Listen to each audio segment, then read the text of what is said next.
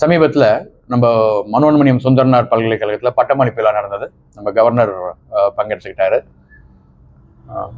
அங்கே வந்து தமிழ் தாய் வாழ்த்து 3ஆவதாக பாடப்பட்டது. பெரிய சர்ச்சைக்குரிய பேசு பொருளாச்சு இல்லையா? நம்ம வந்தே மாதரம் முதலையும் 2வது தேசிய கீதம் 3ஆவதாக தமிழ் தாய் வாழ்த்து பாடப்பட்டது. இதுக்கு வந்து அரசு சைட்லையும் சரி, எதிர்கட்சிகள் சைட்லையும் நிறைய கண்டன குரல்கள்.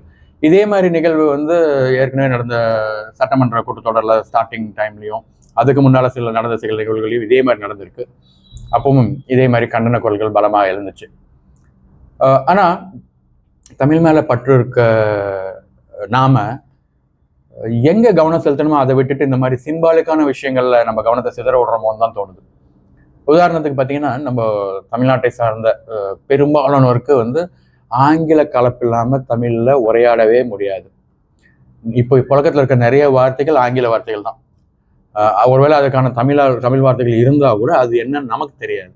அதனால ஆங்கில கலப்பு இல்லாமல் நம்மளால சரளமாக தமிழில் உரையாட முடியாத ஒரு சூழ்நிலையில் தான் இன்னைக்கு இருக்கும். உரையாடலே அப்படின்னா எழுத்து வடிவம் இன்னும் மோசம். ஸோ இங்கே கவனம் செலுத்தணும் நாம. ஏதோ காரணத்தில் இதை வந்து நம்ம கடந்து போய்கிட்டே இருக்கோம். சரி, இது ஓகே. ஒரு 5000 6000 வருட பாரம்பரியத்துக்கு சொந்தக்காரங்க நாம, இலக்கிய வளத்துக்கு சொந்தக்காரங்க நாம.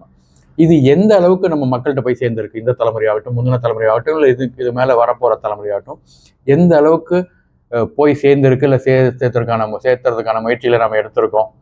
இல்லை, ரொம்ப குறைவு.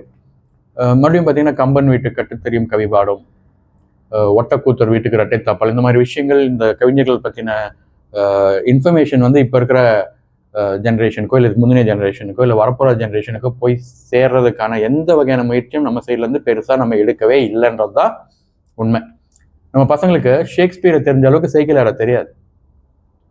ஐம்பெரும் காப்பியம்னா ஏதோ ஐஸ் காஃபியில் ஒரு லேட்டஸ்ட் வெர்ஷன், ஒரு டிஃப்ரெண்ட் வெரைட்டி போல இருக்குன்னு நினச்சிக்கக்கூடிய தன்மை தான் இப்போ இருக்கு.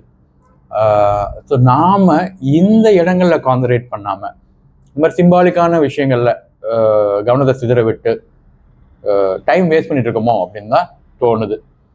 அதனால் என்னுடைய தாழ்மையான வேண்டுகோள், நம்ம இப்போ இருக்கிற தாவேக அரசோ மற்றும் எதிர்கட்சிகள் மற்றும் அமைப்புகள் எல்லாம் சேர்ந்து தமிழை இன்னும் நம்ம மக்கள்கிட்ட ஆங்கில கலப்பு இல்லாமல் பேசக்கூடிய தன்மையை உருவாக்குறதுக்கும், நம்ம இலக்கிய வளத்தை சோய்த்து அதை ஒரு சுமையாக இல்லாமல், ஒரு எக்ஸாம் ஓரியன்டான படிப்பாக இல்லாமல் அதை வந்து ரசித்து படிக்கிறதுக்கு, உணர்றதுக்கு என்னெல்லாம் பண்ணமோ அதை பண்ண ஆரம்பிக்க வேண்டும்.